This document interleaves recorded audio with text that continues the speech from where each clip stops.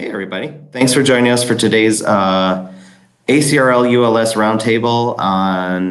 Today, we're talking about outreach plans. My name's Chris Davidson. I'm the Campus and Community Engagement Librarian at Northwestern University Libraries. And I'm also one of the committee members for the ULS Academic Outreach Committee.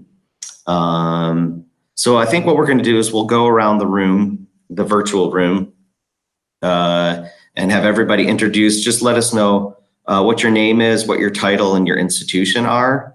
And I'm going to go from my left to right. So we'll start with Elizabeth. Okay. Hi, everybody. My name is Liz. I work at the University of Dallas, and it's a small private Catholic school. And outreach isn't the primary part of my position, but I am helping out with that. We've got a small staff. And part of the reason I'm doing this, I want to learn more about what y'all are doing, but Erin and I are actually on a task force for virtual community building for the instruction section. So we're trying to learn from this. I'm usually the one that has technical difficulties with what we do, but we're trying to do something similar to this. So this is interesting to see just because of the technical stuff. So it's cool you guys are doing this. Sure. Kim. You say Kim, right? I did. Okay, I'm just like, it's going a different direction than I expected.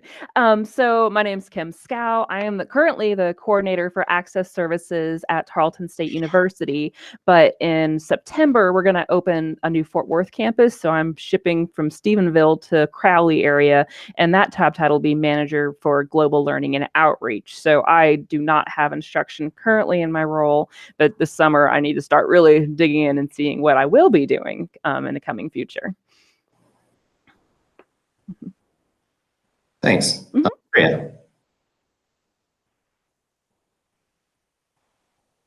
Hi, everybody. My name is Maria Ottolano. I'm the Student Outreach Librarian at the University of North Florida in Jacksonville at the Thomas G. Carpenter Library. And as my title shows, I do a lot of outreach. So looking forward to it. And Marla. My name is Marla Lobley. I am the Public Services Librarian at East Central University in Ada, Oklahoma. And my job involves outreach and circulation. Okay.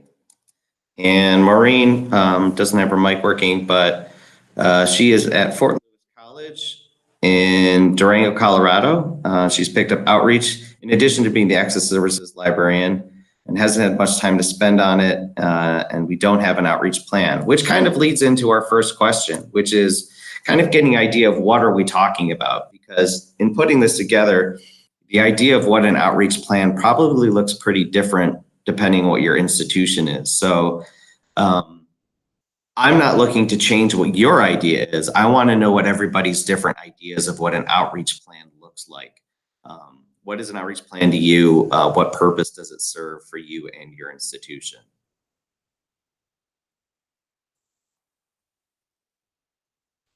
I'll go first. We have a plan for most departments in our library. It's basically a Word document with a goal, some measurable objectives, usually numbers that are measurable, and a few strategies. So, it might include something like expand social media posts by adding 2 new series or something. That would be an example of a strategy. And we do make one every summer for our outreach.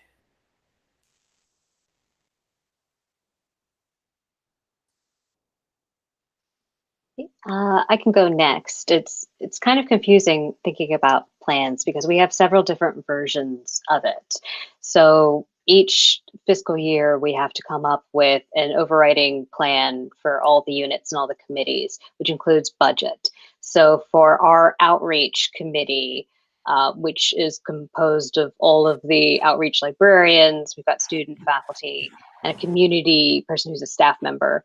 And then we also have people on the committee who help us with our different events and programming. So we come up with a yearly plan that includes all of the events, what it costs, and who the target audiences are. And then for each individual event, I also create plans for those, specifically if it includes money, staffing, and then also what are going to be like learning objectives or what's the purpose of these events. If it's a new event, that includes a lot more information. If it's an event that we do every year, then we'll just update the plan from last year with new information. So we have multiple versions of plans, but it's mostly for us, for organization purposes, but it's also for us to give to administration, go, look, here's how we spend our money. That's great. I can go real briefly because I'm at such a small place. We're kind of just throwing stuff at the wall right now. We have a newish outreach librarian and a librarian who's pretty much in charge of social media. So we're trying to do different things. And over the summer, we're going to try to come up with more of a plan. And I think one of the things we're trying to do is kind of separate out or figure out what we're doing with outreach about instruction and academic type things, and also sort of fun stuff. And we have some things that are both, like for Halloween, we had a clue themed scavenger hunt that taught students things about the library too. So we're just kind of trying to figure things out. We don't have a huge budget, but we're trying to do what we can, and we've got good ideas, but just trying to make it more streamlined. Great. Catherine, welcome. I'm hoping you can hear us. And if you have your mic, you can unmute your mic and join. We're kind of talking about what an outreach plan means to you and what purpose a plan would serve or serves for you and your institution. And how about you, Maureen? I know you don't have your mic, but you can join in through chat. And we'll make sure we get it for posterity.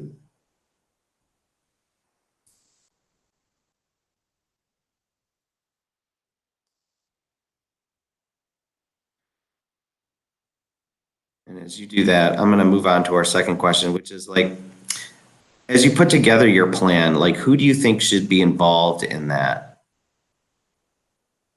Who's involved in developing your plan? I can hop in on this one.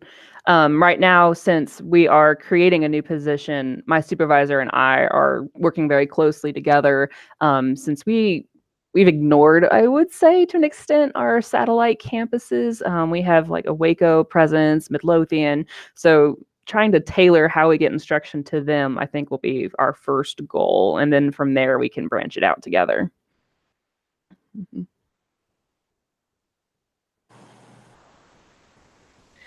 We have a committee of people for outreach, so it includes 2 other librarians and 2 other staff members.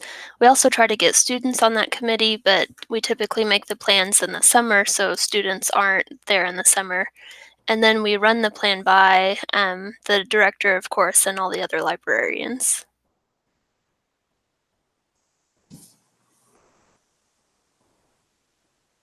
Mine's very similar to Marla as well. It goes through the committee, and then it goes to our director of public services for approval, and then administration as well. For individual events, it doesn't really go up for approval unless it's a new event that we're asking for new funding for. But we do, when we submit our yearly budget and plan request, it all goes through administration. But it's all written by the librarians on the committee.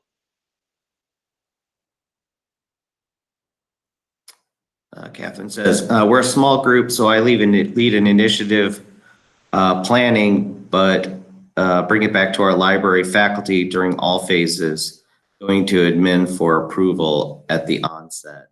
And that kind of leads into the other question, or kind of all this touches on, of like, who do you share it with? So it sounds like a lot of us, you plan your event for the year, for the most part. And you calendar it out. Do you calendar it out, or do you just kind of like identify like the themes?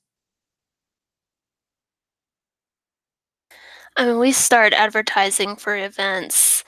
Well, we start making the materials up to a month in advance. So we go ahead and calendar everything out, and make sure that we're not straining ourselves. We only have 2 staff for outreach. We're gonna make a calendar, I think, just for things that come up for our students, and also for when we have students, potential students visiting, and parents and things like that. Because, like I said, it's been just kind of we haven't done a lot of outreach before the past few years, so we're really ramping it up. But having a plan, I think, is really useful. So we're working on that.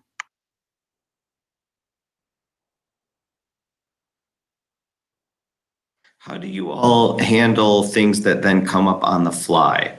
I mean, we all work, if you work in outreach, obviously something, you're familiar with the idea of like something's going to come up that you're going to either want to do or be asked to do. So if you've calendared your event like over the summer for the year, how do you tackle those things? And then how does that fit then into the document that you've kind of created?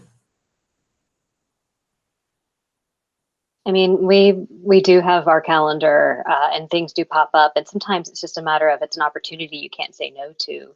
And we had our LGBT Resource Center on campus reach out to us and want to do a drag queen story hour, and during Pride Month, and that's June, and we already have an event for June, and we were like, we just can't not do this. So it's just a matter of looking at our resources, looking at our calendar, and saying, well, we've already got something for this day, but a couple days before that, we've got time, we've got staffing, we've got budget left over from the rest of the fiscal year, and we can make it happen.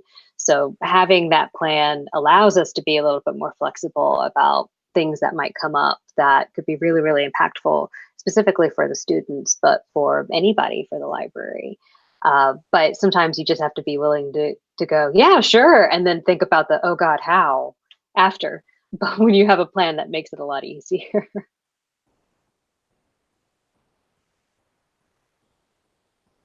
Anybody else tackling things on the fly?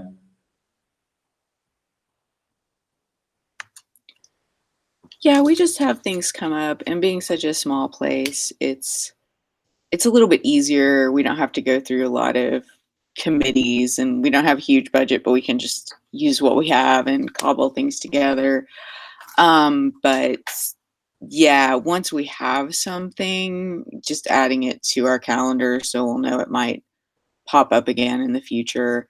Or I guess, yeah, if it's just something random, maybe having an extra document for um, to list random events for ideas in case they come up again would be a good thing to possibly have for us anyway.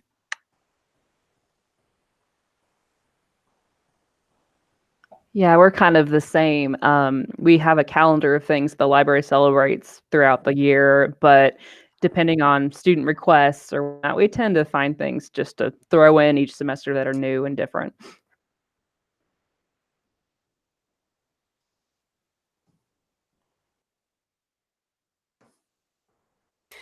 If someone really wants to do an event with us, we'll ask them to like do the planning of the event, and we'll just help with advertising, because we have a advertising plan that we can just throw in and do in a couple of weeks. So that's usually how we handle on the fly stuff. And then for funding, we have a friends group, and we just approach them for funding as needed. Catherine says that she just joined as the outreach librarian, a new position at their institution. So this past year has been completely impromptu since I really had no summer to plan and calendar out. Well, summer's coming up, so hopefully next year you'll be all set. And after this, you'll have your plan all laid out. What do you all, I know that some people said that they put, I think it was Marley, you were saying that you put goals in. What are like the more detailed things that you put into your plan? Like what does your plan actually look like in a more concrete way? like goals or outcomes? Do you separate the two? I know I've also heard funding as well. We do separate goals and outcomes. So this past year, the goal was to increase participation, students seeing the library as a place to participate. So that some of the details we listed were changing our displays to be interactive, doing more interactive social media posts, and interviewing more students for our blog. And then an outcome would be greater social media usage numbers, um, greater interaction with the displays. Uh, we aren't real strong on assessing our outreach. It's mostly just whatever is easier. I would like to become better at assessing our outreach outcomes. But that's just some examples. Is that kind of what you're looking for? And the assessing thing, that seems to be a common thing in all of these roundtables that we do, is the assessing question mark. But I feel like we're getting better at it. That you were saying that, and I wanted to follow up on this. This is an interesting idea. Do you have goals for outreach in general for the year that you kind of tackle, as opposed to just like goals for specific programs or events? Yes. So this next year, we don't know what the details will look like, but our goal is to reach out to underserved populations. So that looks somewhat different from engaging students in participation. Right. And that's like a goal that then themes through, like, predominantly through all of your outreach. Is that something that other people do at their institutions? The two outreach librarians, we have our individual goals, and our individual goals have to fall under some of the library's mission and goals. And there are ones specifically related to student academic success and outreach that we tend to work towards. So I wouldn't say it's a library goal for outreach, really, but our individual goals. And then therefore we do our events to meet those goals. So yes. Yes. Neat. I'm just curious, does anyone break it down into, like, underserved students is a great group? Just, it has sort of a strange hodgepodge. Like, do you break it down for international students and first year, or first generation students, or older returning students? Does anyone do any kind of breakdown like that, just out of curiosity? Breakdown for what? Oh, I'm sorry. To do outreach to specific populations, like specific outreach goals for like first generation students or international students or just different groups like that.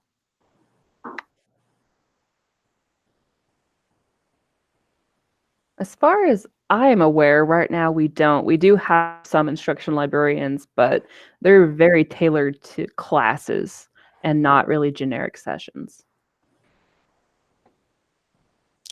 I think with our new goal for reaching out to underserved populations, we will end up tailoring to especially international students for our campus.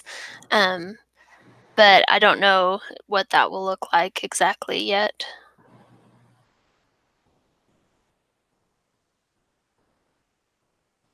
We do at our institution, like, so in our plan, we would have the event, the goal for the event, the outcomes for the event, and also a target audience, which may be broad as in undergrads, it may be broad as in graduate students and undergraduate students, but it also may be very specific, like international students or first gen students.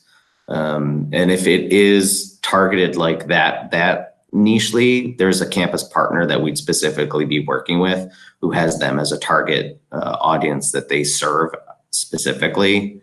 And so it'd be more of a partnered event as opposed to a library specific event.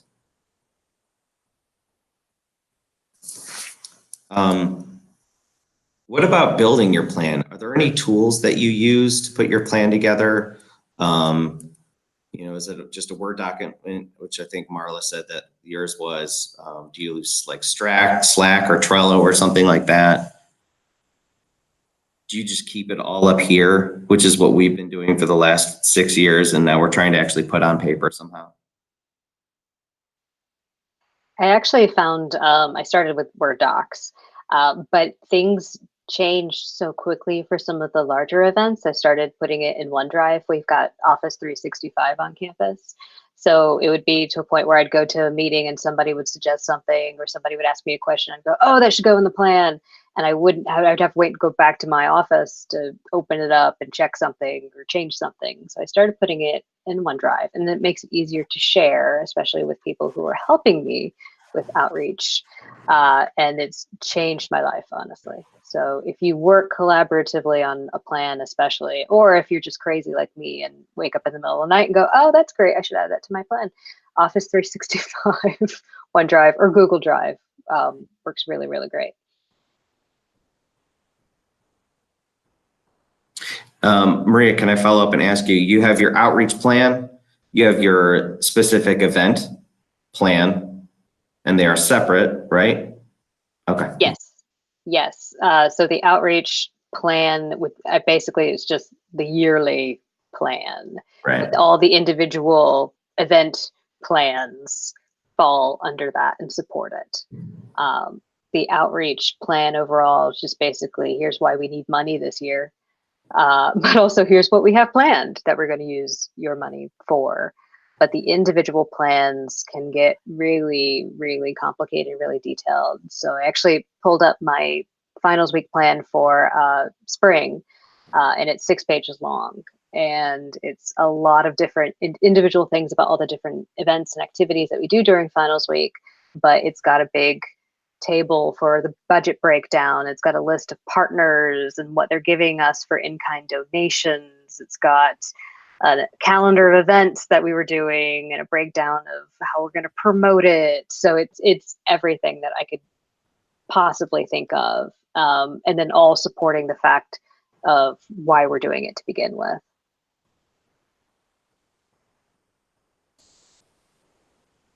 Anybody else using tools to put theirs together?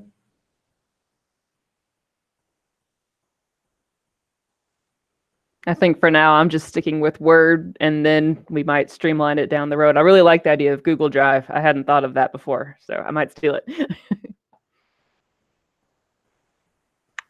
Yeah, we're just going to start a Google Sheet for now. Get that far, first of all. What actually goes in? A lot of times, and this might be kind of directed from Kim, if you work in an outreach department, then there's also probably an instruction department. And when you're considering your outreach plan, what are you considering, or what are you not considering? Like, is instruction or workshops going into that plan? Or are you not adding that? And if you aren't, or if you are, why? I think part of it is kind of my mixed idea of my role right now and figure out where I land. But I think a lot of the outreach that I'll be doing is traveling to the campuses and just saying, hey, these are services that we provide. I don't think that will be the case always. I think we'll actually maybe get to collaborate with these institutions and host events and whatnot. We do have events here in the Stephenville campus, but it's very little for our distance learners.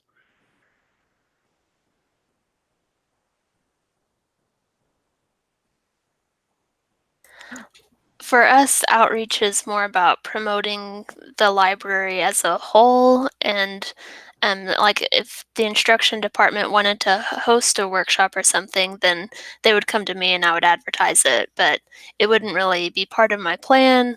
And I could give them tips on hosting it, but really they would be doing the content and stuff. So I might give them some tips about scheduling, but that would be about it other than advertising.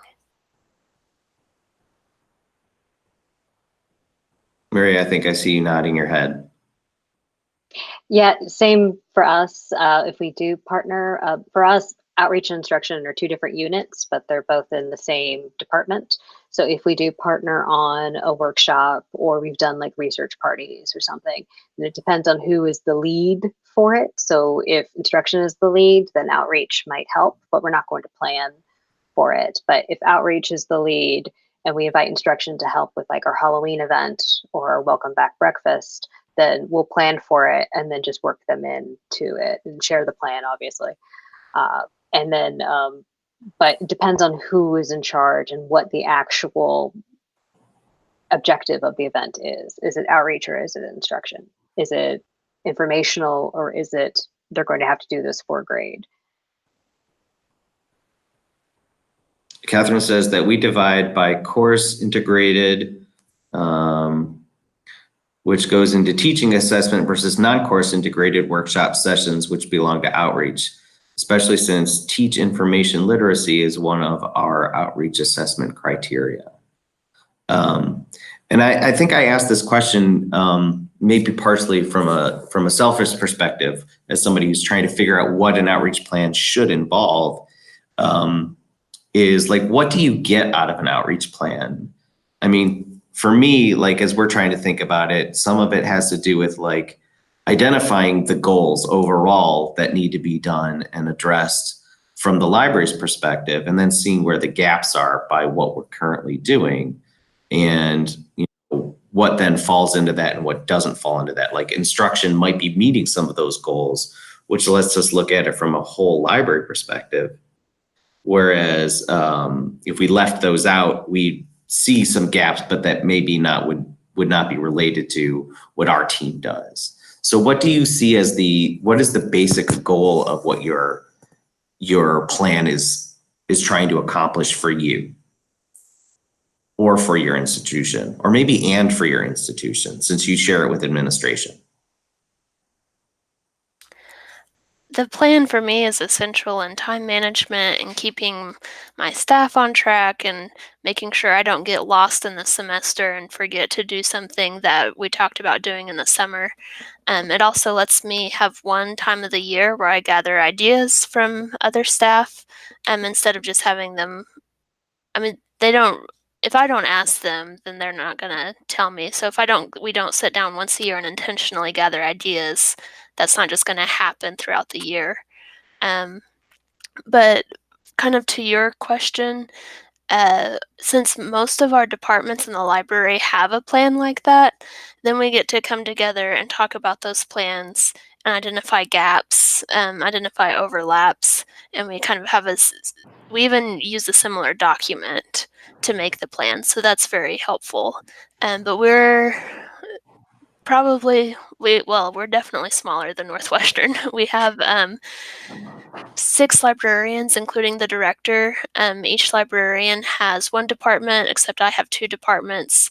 And we all work very closely together. So identifying those gaps and overlaps is not as difficult as it would be at a larger institution. Was your plans, or were your plans developed kind of like in concert so that they would look similar or would track similar things, or did that just happen serendipitously? So we all work together to make a library strategic plan during the spring and the May intersession, and then after that we all develop our department plans. So we've just left that discussion of the library strategic plan with an idea of what each department is going to accomplish. Gotcha.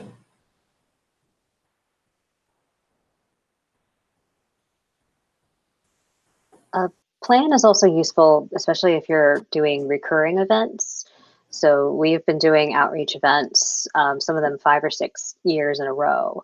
And so when you have a plan and then it gets more and more complex over time, you can look back over what you did in previous years and make changes or make additions or find partners you didn't think of based on what you did the years previously. It's also good to look at statistics, for example, that if you do have assessment as part of your plan, then how did you count that and how should you count that? If you, for example, do a plan and then do a follow-up, which I've been thinking of doing sort of like a recap basically after each event, then if you tie that onto the same document or even in the same folder, you'll have it all in one place for when you start to plan for next year's. And you need to ask for more money because you want to do it bigger and better. So obviously. Obviously.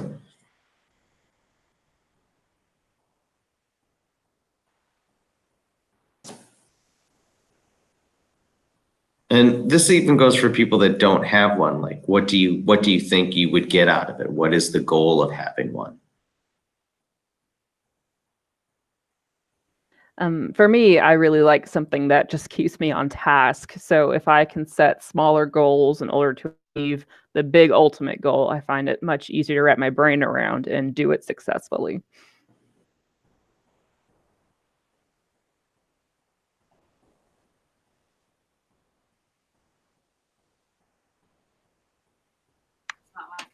Yeah, just to keep organized. We're about the size of, I would say, Marla's library, with maybe like 15 librarians and staff all said. And the cool thing is we work together, and like people from circulation and access and systems have outreach ideas, but we're just kind of, like I said, throwing stuff at the wall right now. And we've had great ideas, but there's been times when I'm working on Saturday and there's parents showing up with their students, and I'm like, oh, I should do something, but we didn't have anything planned out. So just having that as yearly events. And I think I haven't really thought about goals and objectives. Can you give me example of that? Like, is it getting a certain number of students, or just what are your objectives for certain things like that? Anybody else have thoughts on what objectives and goals look like for you? Marla gave a few.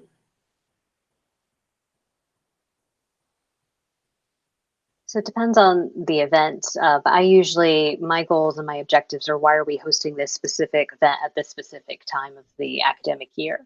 So a welcome week event would be to welcome new students on campus and to let them know about 3 key library services or resources. We're doing a welcome event at Summer B, which is in June. It's our sort of middle of the road summer semester, and we're going to see a lot of new freshmen starting, over 1,000 new freshmen starting in the summer. So we're doing a Meet the Librarians event, and it's literally, the goal is to have an informal event in which new students who might be feeling a little bit of anxiety about starting college, being in a new place, literally come eat ice cream and talk with librarians. And that could be as easy as a goal right there. But it just depends for us, like, why are we having this event at this time? Why are we spending this money? Why are we trying to reach these specific students? And it doesn't really tie into the library's mission other than it is to support academic success. All right, thanks. That totally makes sense. And maybe I missed something here, and I'm not crazy about doing like how many students you get or whatever, but does anybody do like quantitative assessment, counting how many students come to an event and making that part of your goal or objective? Not really. Yeah, that's kind of a weird slippery slope. For me, it's basically to maintain or to exceed more than I did last time. So, but that wouldn't be a goal for the event. That'd be my goal. And then I always know, for example, if we had 240 people come to our breakfast last year, this year it's 250. But that would be more sort of like in the planning part of it, as in how much food do we need, how many staff members do we need, if we're going to reach that many students in that many hours, how much staff time. But that wouldn't be the overarching goal. The overarching goal would be, why are we doing the breakfast? To welcome new students on campus and to let them know about library services and resources. I think I would echo that and only add to it that for us, when we do events, and this specifically talks more about the assessment aspect, you have a goal for the event, and then you have the outcomes of what you want people to get out of the event. And then what you assess is how well you got that out. They got that out of it. How well did you meet those outcomes? Which is why having outcomes can be really essential for a lot of outreach events, because it allows you to think more assessment wise beyond just how many people showed up, which is what people tend to do because it's often very difficult to gauge success of outreach activities, right? So the more you have a specific set of goals, a specific set of outcomes that should happen out of that, you have a target of like, well, how do I figure out if we met those outcomes? Even if, 20 people showed up and you had the hopes that 50 people would show up. So you only met half of the head counts that you wanted, but did those 25 people that show up actually learn or get out of it what you wanted, right? So that's a better way, to me, that's a better way to think about it. Like, I like Maria's point of like that head counts is like, because I also am like, every time we do events, like I have to have more people show up than showed up last time. And if they didn't, then I'm going to be sad. But that doesn't necessarily mean that the event was a failure and that we didn't do what we wanted to accomplish. It just means that I'm disappointed in myself that my marketing didn't actually reach the same amount of people. So I think that's kind of an important distinction to think about. I like outcomes. I also like metrics as well. Like, how would you measure it? So number of people, but there's always that little asterisk. Well, we had less people last year, but maybe it was because there was something else going on campus that we didn't account for, or maybe we changed the time, or maybe we had less of an engaging speaker. Who knows? In which case, numbers doesn't always tell the complete story, which is again why I stick to the why are we having this event as a goal as opposed to just numbers. No, that totally makes sense. And it's sort of hard to, like, sometimes I can tell they had fun, they learned things, but that's not like a nice measurable thing, like 250 people showed up, you know what I mean? But that's more important, really, what they get out of it than a head count. And there's lots of really flexible ways that, if you see some of the literature that's coming out or some of the presentations on assessment of outreach, kind of like flexible ways you can kind of gauge impact of activities, depending on, even if it is just like a feel-good activity. At ACRL, was that ACRL? In Cleveland, Roseanne Matola was talking specifically about this, like how they gauge like therapy dogs by just using stickers of like smiley faces and frowny faces to see how many people went from frowny faces to smiley faces before and after the event, which allows you to kind of see the difference, the impact of what just a stress release event does. So I only have actually one more question that was in our questionnaire, which is there a benefit to not having a plan?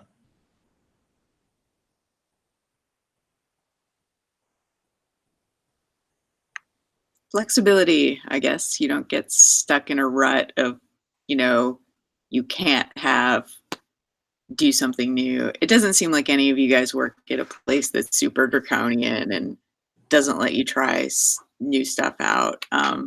So that's good, but just that would be my thought on it. Yeah, I'm a very structured person, so I really like having something to kind of keep me on task. But you have to have some kind of flexibility because you don't know when maybe a new event's going to be created or people send a request saying, hey, we really want the library to be involved with this project. We have the counseling center sometimes impromptu hit us up. So flexibility is really important.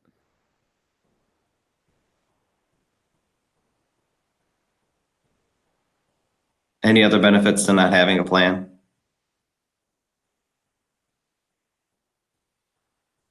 I guess a benefit would be that if you don't have a plan, then you wouldn't have to work with as many people. But the more people I work with, the more I think, oh, this plan is going to save us because things just become so complicated so quickly. But if you didn't need a plan, then maybe that's just because you weren't doing as much with as many people, in which case it must be so easy. And I really, really would like to go back to those days.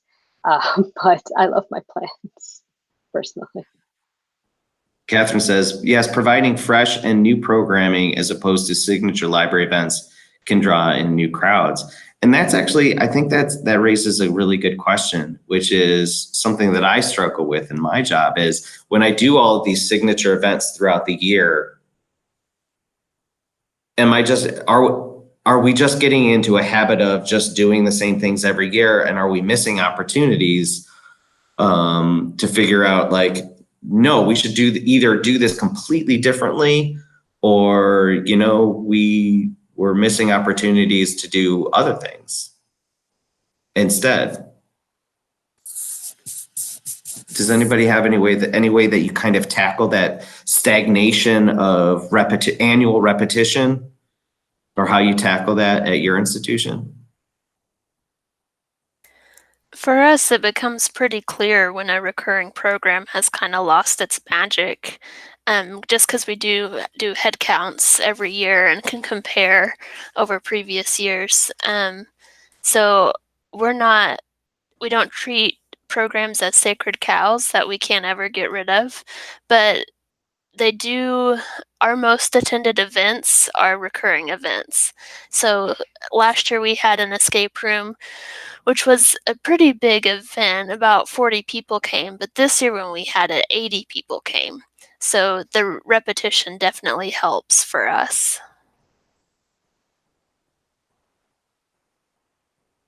I think it's great to have a mix of both. I mean, you look at something and you go, it's not as popular as it used to be. We started an event called Popcorn and Politics right before the 2016 election. And of course, Popcorn and Politics was great because everybody was thinking about it.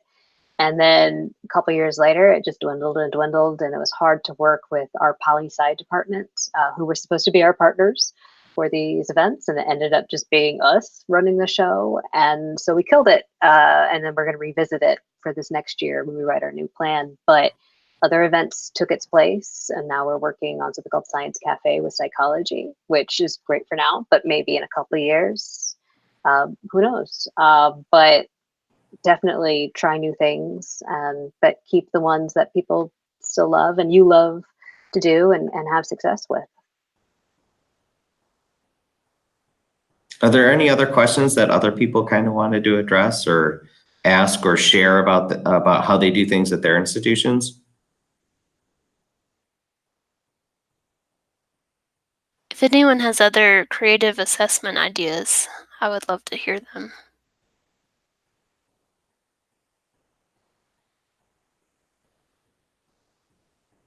I think this is the first roundtable we actually didn't specifically put a question of assessment at the bottom. Like, how do you assess your marketing or outreach plan?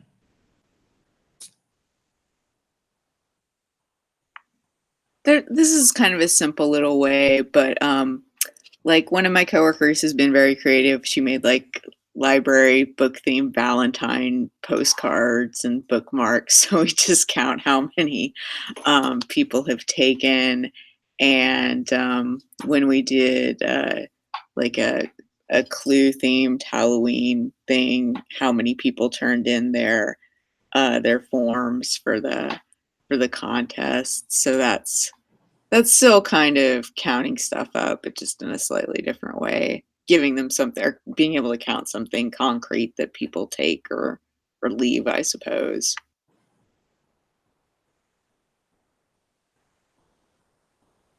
For a lot of our events, we do Qualtrics surveys. So we'll ask definitely students, but faculty events as well, what their departments are, what year are you, how did you hear about the event, major takeaways, that kind of thing. So we will use that information for planning for future events, whether it's the same kind of event or not. That's how we heard that yard signs are really big on campus. It doesn't matter how many times I post something on Facebook or Twitter, yard signs and whiteboards apparently are the only way to reach my students, which I think is hilarious. At least it lets you change your focus on where you're putting your effort, right? And we definitely have. We budgeted for yard signs for both Blind Date with a Book and our haunted open house events based on those survey results. And then we did Facebook ads a couple years ago, and then it turned out it wasn't worth it. So we used that money for yard signs instead, and we saw a big uptick in people checking out books for Blind Date, and then people coming to our Halloween event. Catherine says we'll set out feedback whiteboards near the door of the event. And it's great qualitative feedback. Yeah, that's really good. Whiteboards are super handy. If you don't have one at your institution, buy one on wheels, like a big one on wheels.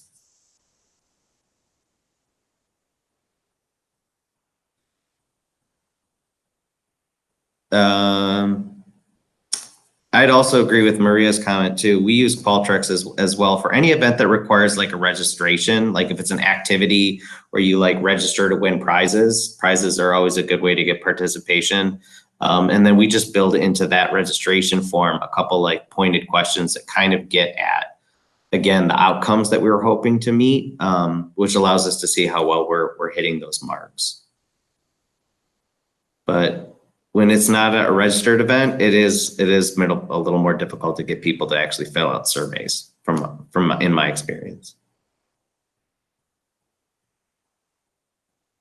Well, we're just about out of time, so I want to thank everybody for coming. I hope you learned something today, got something out of it. I know I did. I got some really great ideas. The links that everybody put in the chat, I'm going to record those as well, so those will get into the notes, which will come out.